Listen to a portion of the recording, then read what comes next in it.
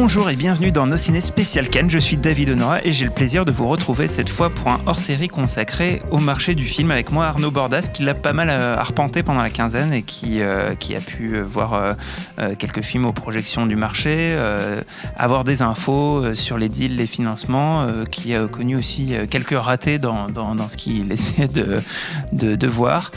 Arnaud, tu vas pouvoir nous raconter toutes les coulisses de ce qui est un aspect fondamental du festival, parce que au-delà de présenter des films en sélection, c'est avant tout un rendez-vous de business qui permet aux films de s'échanger dans le monde entier. Voilà, tout à fait. Bonjour David. Salut.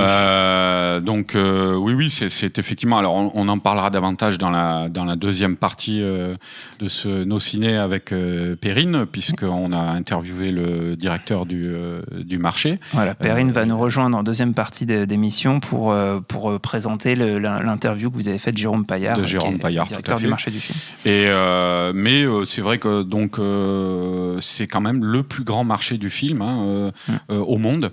Il y en a quelques-uns dans d'autres grands festivals, comme à Berlin. Il y en a un qui s'est créé à Venise il y a quelques années. Tout à fait. Il y en a un qui est assez gros aussi à Los Angeles, l'American Film Market, l'AFM.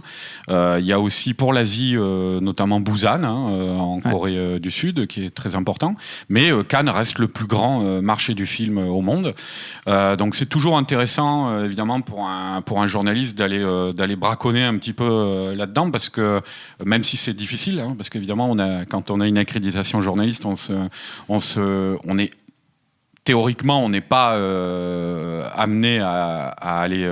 Oui, parce que en fait, dans le timing pour les films, c'est pas encore vraiment le moment où ils veulent que les journalistes en parlent. Tout à fait, ouais. Et alors donc, il faut s'arranger, il faut le voyer, faut aller au stand des distributeurs dans les différents hôtels, réclamer des invitations, ou alors se pointer au dernier moment et voir si on peut rentrer dans la salle, tout ça. Bon, c'est des tractations. Ça se fait souvent aussi quand on essaie de couvrir un peu le marché, un peu aux dépens des autres sélections, parce que des fois on rate des choses. Moi, il y a quelques films quand même que j'ai pas pu voir, même si j'ai vu pas mal de choses, notamment dans les sélections parallèles.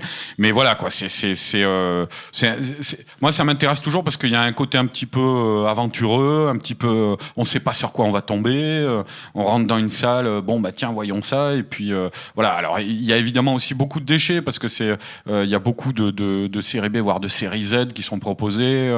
Mais ça peut être marrant, ça peut être fun de voir qu'est-ce qui se fait dans tel ou tel pays. Voilà. C'est vrai que cette année, par exemple, il y avait quand même une assez forte présence de la Chine, de pays d'Amérique du Sud aussi, comme l'Argentine.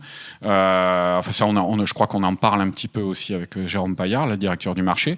Il y avait pas mal d'animations aussi. On en parle aussi avec Paillard, mais il y a un partenariat avec Annecy. Donc l'animation s'invite de plus en plus au marché. Bon, avec souvent des produits très bas de gamme. J'ai vu pas forcément des longs métrages en entier, mais des extraits de trucs industriels à destination des gamins, mais qui sont d'une indigence technique affolante, quoi, qui ressemblent à des dessins animés en images de synthèse produits il y a 20 ans, quoi, avec souvent des petites troupes d'animaux rigolos. Là, c'est toujours la même chose, les affiches se ressemblent toutes. On peut peut-être noter, puis il y avait quand même aussi pas mal d'animations, justement. Il y en a de plus en plus dans les sélections officielles. Je ne sais pas si vous en avez parlé, mais dans les différentes compétitions.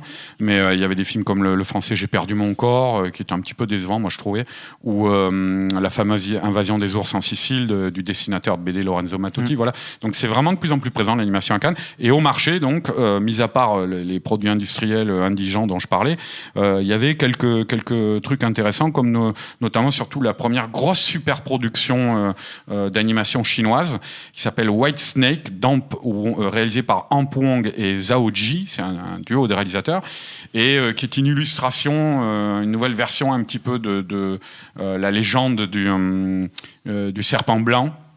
Okay. Et du serpent vert, qui est une vieille légende chinoise, qui date d'il y a, je crois, 500 ou 800 ans, je sais plus, et qui avait déjà été illustré par un magnifique film de Tsui Hark au début des années 90 qui s'appelait Green Snake. Si vous n'avez pas vu Green Snake, c'est un chef-d'œuvre. Et donc là, c'est White Snake, c'est le duo, c'est deux déesses serpents en fait qui prennent l'aspect d'être humain, et donc le serpent blanc là va tomber amoureux d'un être humain. Voilà, c'est un petit peu une version chinoise de la petite sirène, du conte d'Andersen, quoi. Et donc là, c'est un long métrage qui est produit clairement et qui est vendu un petit peu comme la Reine des Neiges chinoise, quoi. C'est-à-dire vraiment un gros blockbuster. C'est du full CGI. Alors. On voit qu'ils sont pas encore tout à fait habitués à ça, les Chinois, donc il y a un petit peu un manque de savoir-faire, je trouve, tant au niveau de l'animation que de la narration, mais ça, je pense que c'est des choses qui vont se mettre en place et arriver au fur et à mesure. Il n'empêche que c'est un long métrage qui a eu un gros budget, qui a été un très gros succès en Chine, qui est coproduit par la Warner, quand même, il y a quand même des fonds américains, et il y a vraiment, outre les petits défauts de savoir-faire dont je parlais, il y a vraiment quelques très belles scènes, il y a des très beaux visuels, je pense notamment au final où le serpent blanc et le serpent vert affrontent un autre serpent beaucoup plus puissant. Et puis il y a des plans très contemplatifs, très chargés au niveau des textures, avec le vent dans les arbres, des matières de feuilles qui volent devant l'écran, les nuages et tout. Enfin, c'est vraiment très beau, hein. Je pense que c'est dû essentiellement au budget. Il y a une scène étonnante, il y a une scène de cul au milieu du film, bon, qui reste quand même à destination des enfants, mais je veux dire, on voit quand même les fesses et les seins du personnage féminin principal. Donc, c'est assez étonnant parce qu'on ne verrait jamais ça dans un Disney, mais ça, c'est les surprises des fois qu'on a avec l'industrie du cinéma chinois. Ils ont peut-être pas forcément les mêmes codes. Ouais, les mêmes codes que nous. Voilà, donc c'était intéressant. Je ne sais pas si ça sera distribué en France, hein, mais je pense, vu quand même la gueule du film. Tu peux rappeler le titre, du coup ? White Snake, le serpent blanc. Voilà, donc pour l'animation. Je disais après, par exemple, c'est vrai qu'il y avait un pays qui est de plus en plus présent, qui se développe de plus en plus en Amérique du Sud, c'est l'Argentine, souvent avec des coproductions avec l'Espagne d'ailleurs. L'Espagne, je vais y venir après, parce qu'ils sont toujours très présents sur le marché. Donc oui, l'Argentine. Alors, j'ai rien vu de transcendantal, hein, à vrai dire. Il y a beaucoup de séries B qui sont produites, mais en général, quand c'est ça, c'est que c'est la marque d'une industrie qui se développe de plus en plus. Je sais pas, par exemple, j'ai vu une sorte de film post-apocalyptique, Soy Tóxico, en titre international, c'est I Am Toxic, de Pablo Parés et Daniel de la Vega, donc qui est un truc un petit peu à la Mad Max, avec des infectés, voilà, bon, c'est assez ridicule le film. C'est dommage parce que le premier quart d'heure laisse présager, il y a de très bonnes idées. Ça se passe dans un monde où il y a eu une pandémie comme ça qui a ravagé la Terre, et où en fait les pays de l'hémisphère nord développés déversent leurs cadavres infectés par avion. Il y a une image assez étonnante avec des gros avions militaires comme ça qui laissent tomber des corps par dizaines, quoi, sur le sol. Et voilà, il y a et puis qui marque aussi cette défiance de l'Amérique du Sud par rapport à l'Amérique du Nord, qui est assez présente dans le cinéma argentin. Mais ça tient à peu près un quart d'heure, quoi, ça, la tenue du film. Et après, ça évoque davantage les rats de Manhattan de Bruno Mattei que Mad Max. Voilà. Oui, je disais effectivement le cinéma espagnol toujours très vivant, toujours très productif, toujours très présent sur le marché, et c'est d'autant plus agréable que les boîtes de distribution espagnoles sont vraiment les plus sympas vis-à-vis des journalistes. C'est-à-dire, j'ai quasiment jamais eu aucun problème à rentrer dans une salle pour voir un film espagnol. Alors bon, là aussi, peut-être que ce que j'ai pu voir était quand même moins étonnant que ce que j'ai vu l'an dernier, où il y avait vraiment une très bonne... Tu avais vu notamment El Reino, auquel on a consacré une émission en ciné récemment. Voilà, tout à fait, ouais. Et qui était vraiment un film étonnant. Là, c'est pas forcément le cas, hein. J'ai pas eu des films chocs à ce point-là. Des films de ce calibre-là, quoi. Mais j'ai pu voir notamment un petit thriller espagnol alors, impossible de retrouver sur internet le nom du réalisateur, je ne sais pas qui c'est qui l'a réalisé, mais ça s'appelait House, avec donc la maison, hein, en anglais, avec le final inversé en forme de 3, quoi. Et assez étonnant, bon, je ne veux pas m'appesantir dessus, mais en gros, c'est une sorte de croisement entre, on va dire, du Claude Sauté, ou en tout cas le drame bourgeois à la française, comédie de mœurs, un peu de ça, et Matrix. Ah oui. Voilà, c'est-à-dire c'est des couples de citadins, d'anciens étudiants de fac qui se retrouvent pour la première fois depuis pas mal de temps dans une maison bourgeoise en campagne pour le week-end. Et ils vont jouer, ça fait penser un peu au Jeu, le film de Fred Cavalier, qui était déjà un remake d'un succès du box-office italien, et qui avait été remaké qui avait été dans plein de langues différentes. Voilà. Et donc, voilà, ouais, c'est un... ils se réunissent dans une maison, et ils jouent à un jeu, en fait, parce qu'il y a parmi eux un Anonymous qui a leaké des trucs top secrets sur Internet. Et il va les dévoiler. Et alors, si jamais ça finit par sortir en France, je veux pas trop en dire de plus, mais on va basculer d'un seul dans du fantastique pur, et tout en restant autour d'une table avec des gens, quoi. Et c'est très bien dialogué, c'est plutôt bien joué, et c'est un parti pris étonnant. Voilà. Qu'est-ce que j'ai vu d'autre encore dans le cinéma espagnol ? Il y avait aussi un film... fantastique qui s'appelait Le Pacte de David de Victory, avec la très grande actrice espagnole Belén Rueda, qui tourne beaucoup, elle.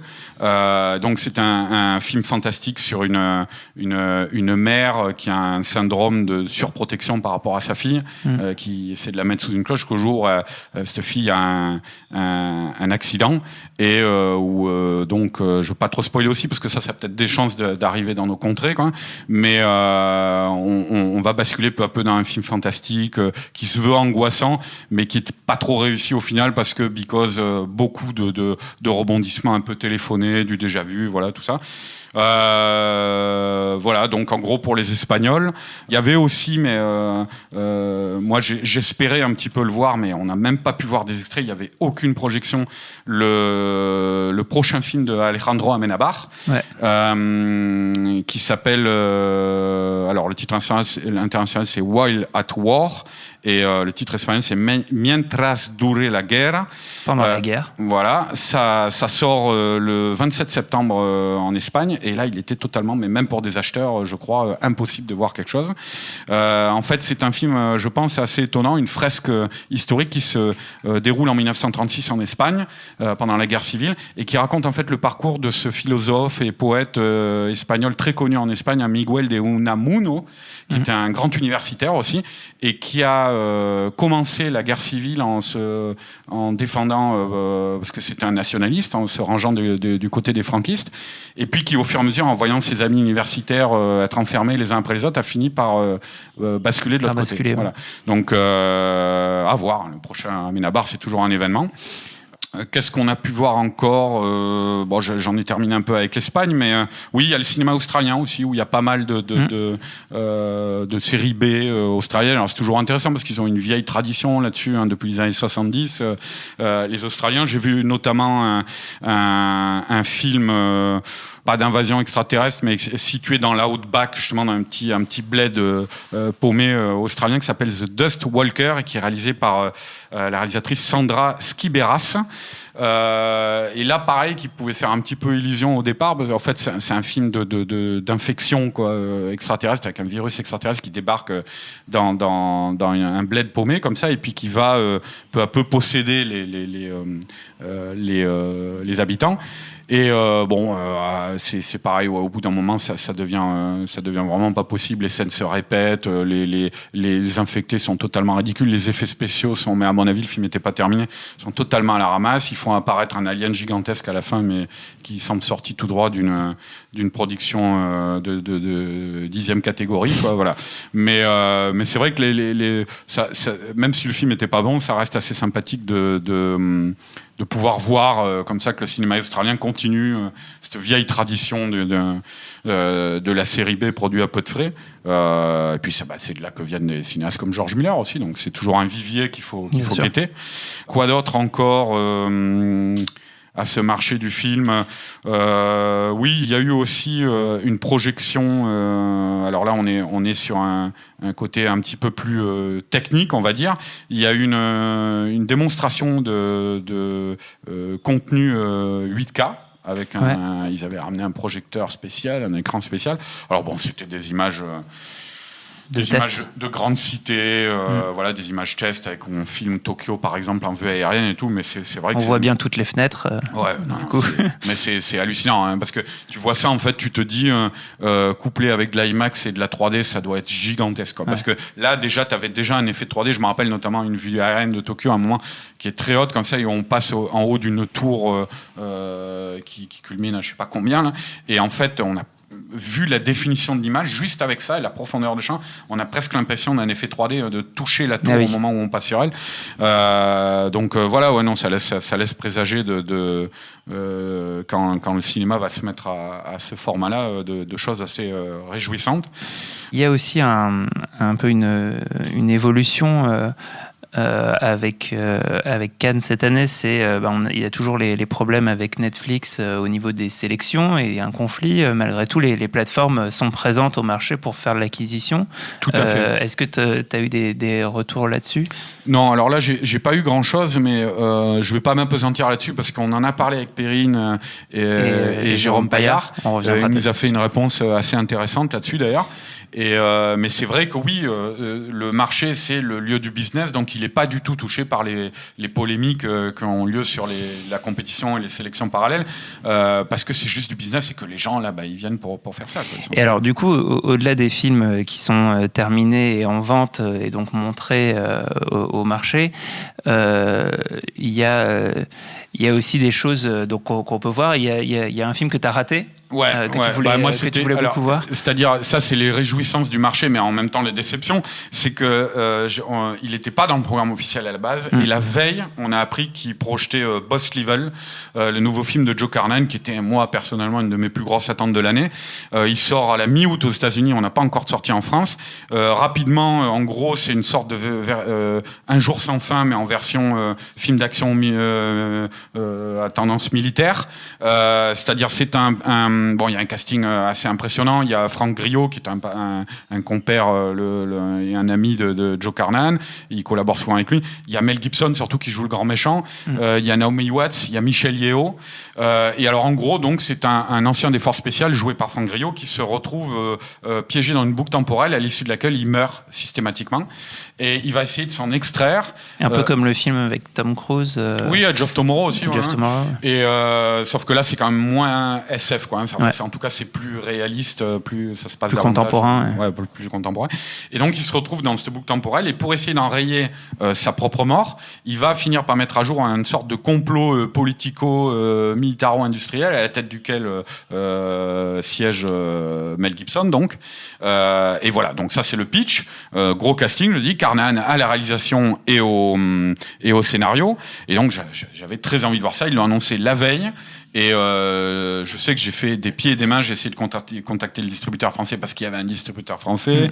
Je suis allé voir le vendeur qui m'a dit non, pas de journaliste et tout. Enfin, voilà, c'est jusqu'au moment de la projection, je pensais pouvoir y aller. Mais pour vous dire, j'ai même un ami qui avait son badge d'acheteur qui est rentré.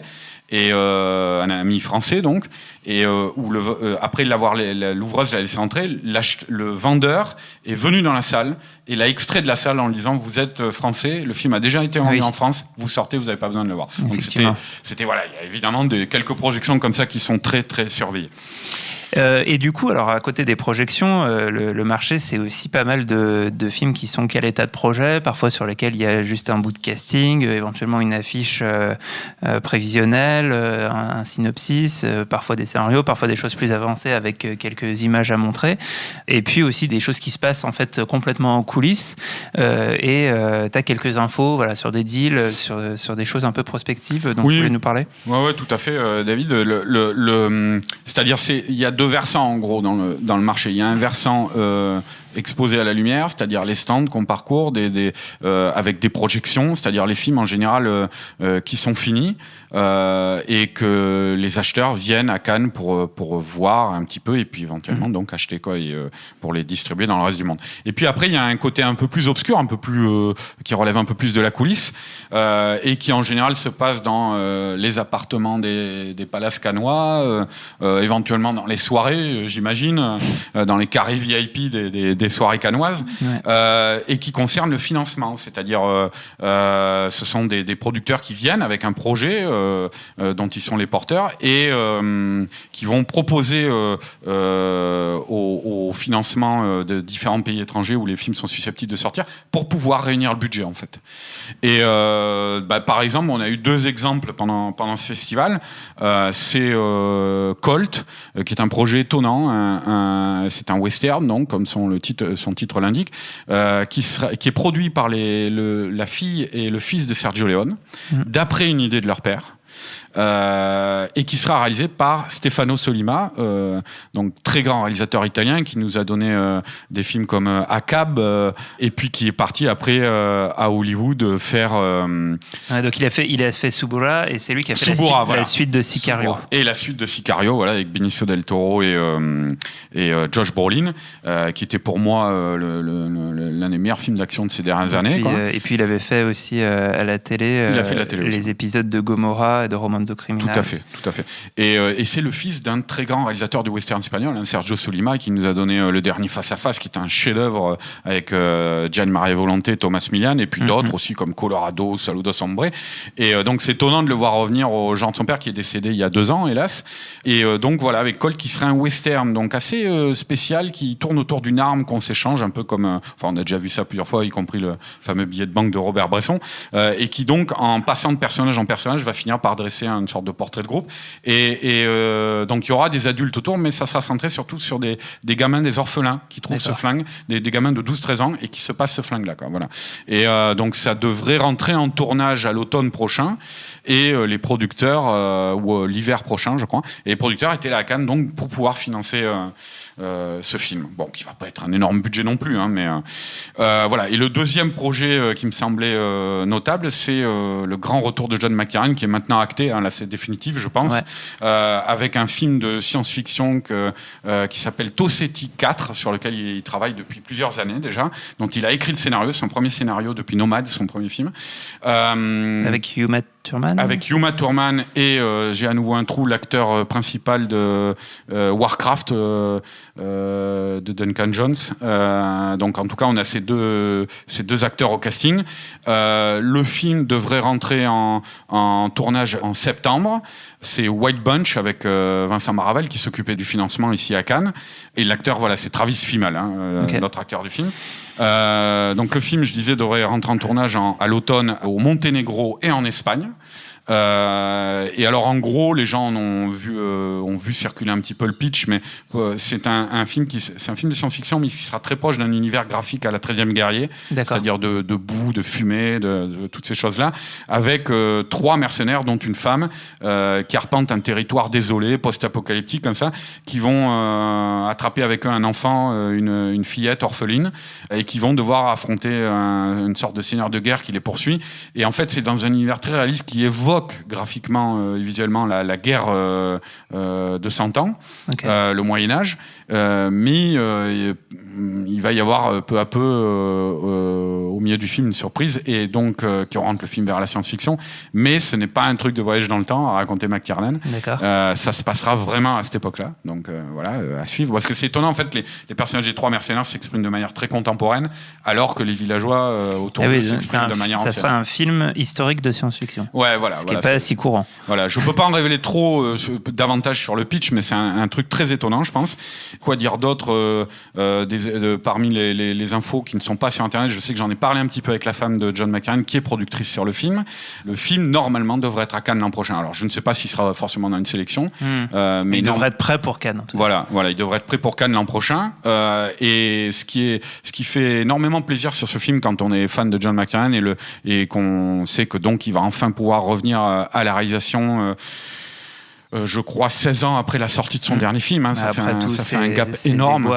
Tous ces déboires, et puis tous les projets qu'il a essayé de monter entre temps, qu'il n'a jamais réussi à monter, à cause de ces déboires justement judiciaires. Et là, ce qui fait plaisir, c'est de savoir parce qu'il a essuyé pas mal de producteurs opportunistes, de marchands de tapis, de Margoulin, tout ça, qui ont essayé de travailler avec lui pendant la période. Mais là, il a vraiment un très très bon producteur, un vrai professionnel, qui est le producteur en fait de j'ai plus toute ma tête à moi là. C'est dur la fin de festival. Ouais. Qui est le producteur de le réalisateur de La Nuit nous appartient, James Gray. Voilà, et qui d'ailleurs il a produit plusieurs films de James Gray et il est en train de produire son prochain film qui sera un gros film de science-fiction avec Brad Pitt. Et donc voilà, c'est quelqu'un dans le milieu qui a une certaine assise, qui a travaillé sur des projets assez prestigieux et qui va permettre, je pense, assez prestigieux et en même temps qui respecte le final cut, les volontés d'auteur des réalisateurs, hein, puisqu'il a encore une fois une collaboration assez fructueuse avec James Gray et qui donc peut être un vrai protecteur pour McTiernan sur ce projet et l'aider à accoucher de la vision du film qu'il a, quoi. Voilà, et le producteur donc c'est Anthony Katagas. D'accord. Me souffle David. La technologie magnifique. Voilà. Et donc voilà, Tossetti 4, gros espoir pour l'an prochain à Cannes. John McTiernan est de retour. Voilà. C'est super tout ça. Et donc, pour terminer cette hors-série spéciale marché du film de Cannes 2019, on a envoyé nos petits reporters, Arnaud Bordas et Perrine Kenson, rencontrer Jérôme Paillard, le directeur du marché du film, qui a pu vous donner quelques infos et puis vous parler de l'évolution en fait, du marché. Alors Perrine, comment s'est passée la rencontre ? Tu dis ça comme si on était des petites Dora l'exploratrice de l'interview. Oui, voilà, il y a un petit côté Tintin. Tintin et le capitaine Haddock. Ouais, c'est ça. Je suis Haddock, hein. Ça, la question se pose même pas, hein. Je suis Haddock. Oui, on a pu rencontrer Jérôme Paillard, qui est le directeur du marché depuis un bon moment maintenant. Et c'est vrai que c'est les 60 ans en fait cette année du marché. Donc c'était un événement pour ce qu'avait dit tout à l'heure Arnaud, le plus gros marché du film mondial. Hein. On a beau dire qu'on veut se la péter à chaque fois, mais la réalité, elle est là en vrai. Tous les acheteurs Cannes. Et tous les vendeurs ont un petit 60 doré sur leur badge pour l'anniversaire. Alors, c'est joli tout plein. Ils font attention. Non, c'était une édition intéressante en termes de chiffres aussi, c'est-à-dire qu'ils ont eu un petit peu plus d'accrédités que les autres années. Ça s'est joué avec quelques mais le marché est en permanence en évolution par rapport à ça.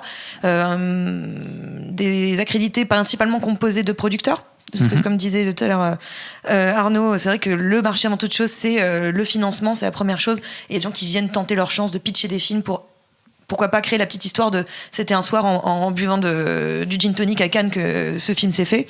Donc, parce que c'est ce genre d'histoire dont tout le monde rêve un petit peu, pas du gin tonic, mais le fait que ça se fasse à Cannes. Et donc voilà, il y avait un petit peu plus d'accrédités. Il y a eu des petites nouveautés. Par exemple, ils ont lancé, c'est le premier festival à lancer ça, une garderie. Oui. Ça paraît anecdotique comme ça, mais c'est important en vrai parce que la garderie, beaucoup de professionnels du cinéma étaient bien embêtés avec les enfants à cette demande d'une organisation pas possible. Et souvent, si un couple est fait de deux personnes qui travaillent dans le milieu, un était obligé de rester, de pas travailler, ce qui était quand même assez problématique. Là, ils ont organisé une garderie qui a plutôt bien marché, du moins selon les termes de Jérôme Paillard.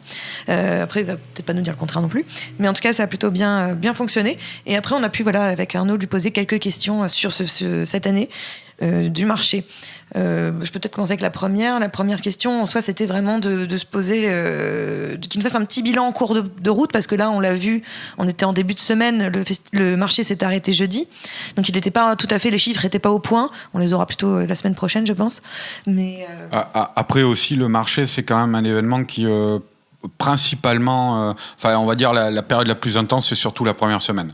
Là déjà, quand on l'a interviewé, il nous disait qu'on s'acheminait vers la fin, quoi. Il n'avait pas encore le bilan global, quoi, mais que voilà.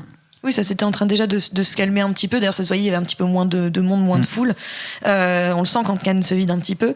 Mais donc, on lui demandait de faire à mi-parcours un petit bilan, nous dire qu'est-ce qui étaient les nouveautés potentiellement, les temps forts, les pays qui ont émergé, notamment l'Argentine. C'est ce qu'il nous a dit. Donc il nous fait un petit bilan très rapidement de ces temps forts, en tout cas de ce marché, en cours de marché en tout cas. On écoute ça. Les pays sont toujours un peu les mêmes. Il y a un peu plus de progression sur États-Unis, France, Espagne, Italie. et des pays comme l'Argentine, par exemple, cette année, qui est sensiblement plus présente. Et puis j'en oublie peut-être un. En nombre de films, on est à peu près pareil, il y a à peu près un peu moins de 3000 titres qui sont représentés, dont à peu près 1000 projets, et puis 2000 films terminés, toujours à peu près 1400 projections au marché. Donc les chiffres sont très stables. Les tendances géographiques, la Chine est toujours très présente, c'est a priori toujours le 4e pays, on est en train de finir les chiffres, ça peut se jouer un chouïa après. Mais enfin, la Chine a énormément progressé ces dernières années, cette année elle est stable. Et puis, il y a des continents alors, qui bougent un peu, notamment l'Afrique. L'Afrique est plus présente cette année. Alors, c'est pas encore une explosion, hein, on parle pas de milliers de professionnels africains, mais on a notamment dans le village international, qui est la partie autour du palais où les pays et les régions sont représentés, on a cette année 2 pavillons africains qui ont évidemment fait venir beaucoup de professionnels et d'artistes des différents pays, à la fois francophones et anglophones. Il y a eu beaucoup de conférences, beaucoup de rencontres, et je crois que l'Afrique est certainement une des régions du monde qui va beaucoup progresser, à la fois sur le plan de la créativité, de la production dans les années qui viennent, et puis c'est aussi un très grand marché.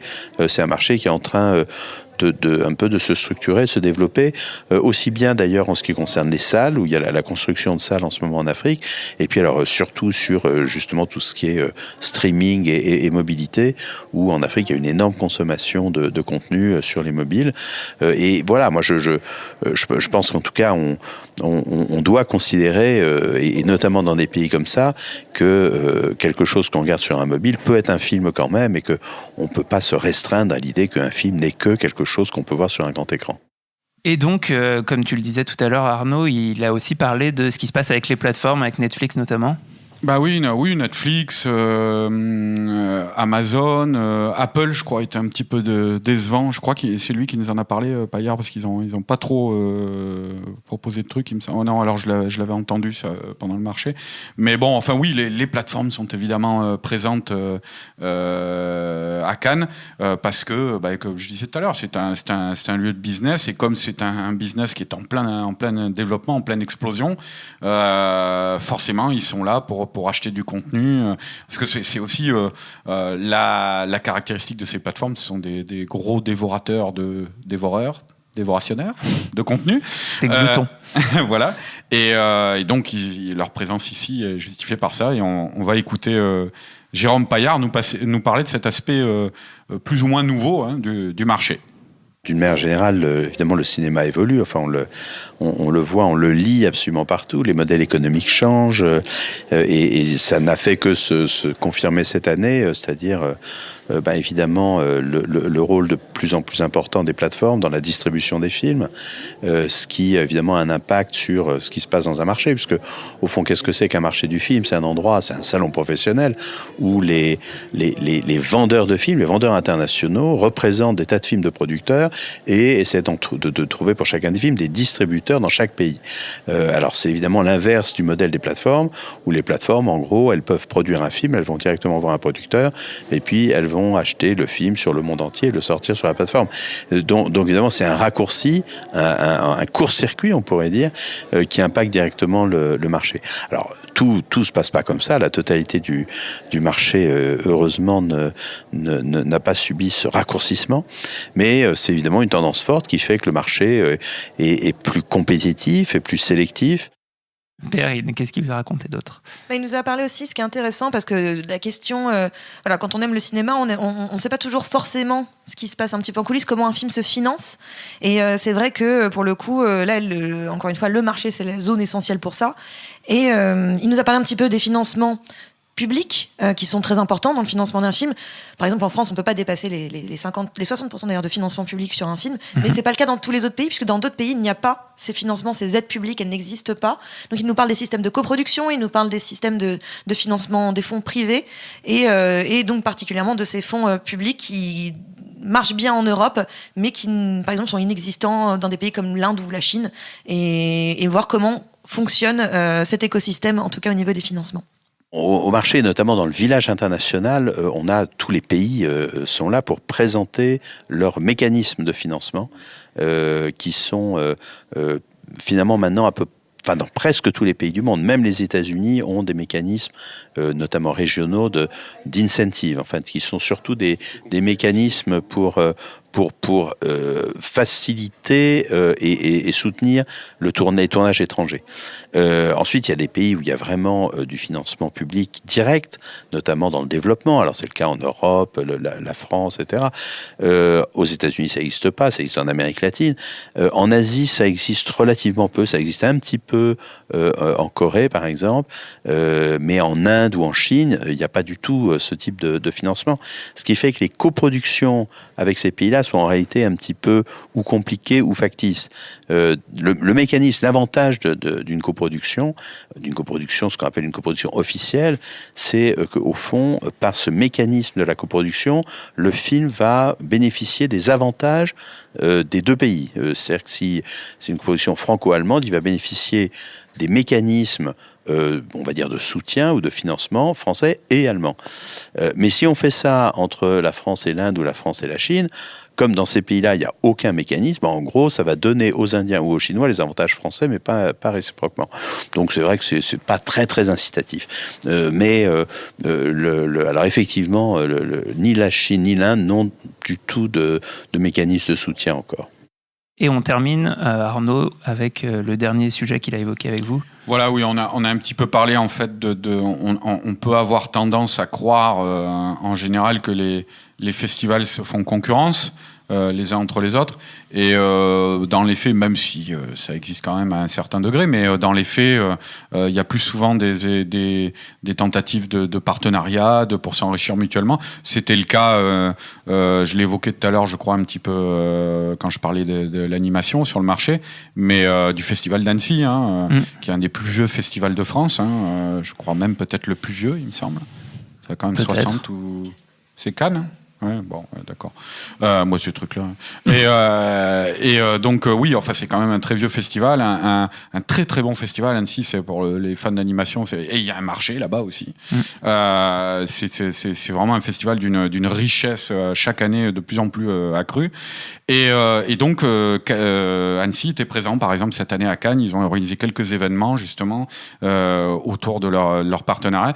Et donc, Jérôme Paillard nous parle un petit peu des échanges entre festivals. Alors, non, il n'y a pas du tout de cannibalisation de l'un par l'autre. Les gens qui viennent à Cannes ne vont pas forcément à Annecy. On a exactement la même chose sur le documentaire, parce qu'on fait énormément de choses sur le documentaire.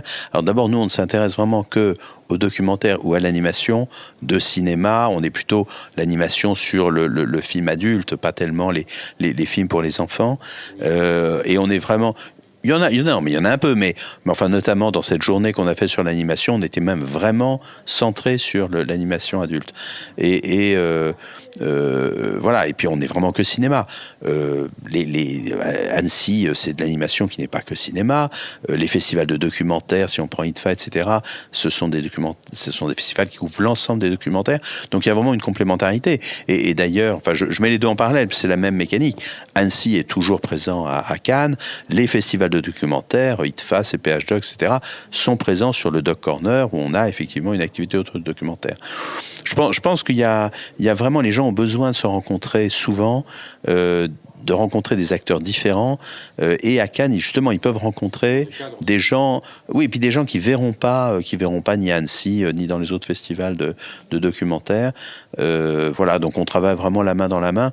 On n'est pas, encore une fois, même avec les autres marchés de cinéma, on parlait de Berlin et de l'AFM, il n'y a pas du tout de compétition, et on a beaucoup plus intérêt à accompagner nos clients, qui sont les mêmes tout au long de l'année, de les accompagner, de les soutenir et d'essayer de leur faciliter la vie dans un moment où on sait que c'est quand même pas très très simple. Voilà, merci. On a fait le tour du coup de ce marché du film grâce à Arnaud et Perrine. Merci beaucoup à tous les deux. Merci. Puis on remercie énormément Jérôme Paillard qui a été d'une disponibilité et d'une gentillesse. Exactement.